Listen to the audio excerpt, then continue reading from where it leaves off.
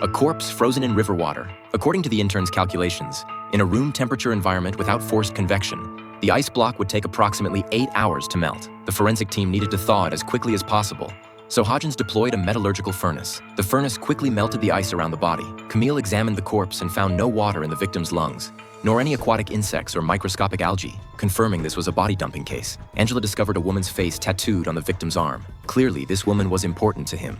After running facial recognition on the tattoo, they learned the woman's name was Emma, and the victim was her husband, Charles. Her husband had gone missing a week ago, but since he frequently traveled for work, Emma hadn't thought much of it. Charles worked as an enforcer who solved problems for clients. Though Emma didn't know the specifics of his work, she gave the agents his assistant's phone number. The agents immediately tracked down the assistant, Andy. Why had Andy waited a week after Charles's disappearance to report it? Andy explained he'd been out of town the previous week and could provide invoices and receipts to prove it. The intern then discovered perimortem patterned fractures on the victim's dental socket, maxilla, and inferior nasal concha. The injuries indicated a blunt instrument, suggesting Charles's cause of death was likely intracranial hemorrhage. Hodgins tested particles on the skull and found traces of white ash tree, confirming the blunt weapon that struck the victim's face was wooden.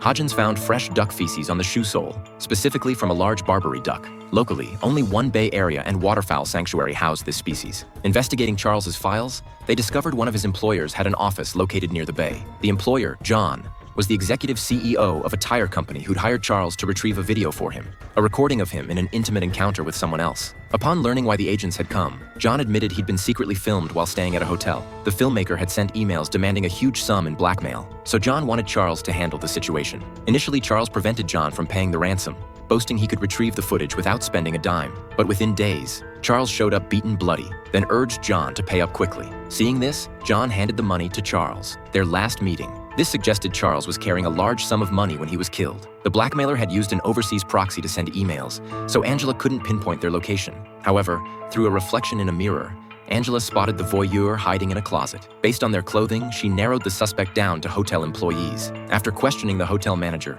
they learned that a server named Jones hadn't shown up for work since last week. Jones's last appearance coincided with the time before Charles was killed, suggesting Jones was likely the blackmailer. The two agents immediately went to Jones's residence. At first, Jones refused to open the door, but when the agents prepared to break it down, Jones finally complied and opened it. Jones admitted to being the one who filmed the video, but Charles had secretly broken into his home, not only stealing the footage, but also smashing all of Jones's electronic devices. Then he'd forced Jones at gunpoint to lie in a vat of purple dye, insisting he'd never received a penny since the extortion began. The intern found bruising on Charles's right proximal phalanges. The forensic examiner found the location of microfractures on the thumb peculiar. Charles was clearly an experienced enforcer, so why would he choose to punch with his knuckles? Furthermore, discoloration appeared on the lingual surface of Charles's maxillary central incisor.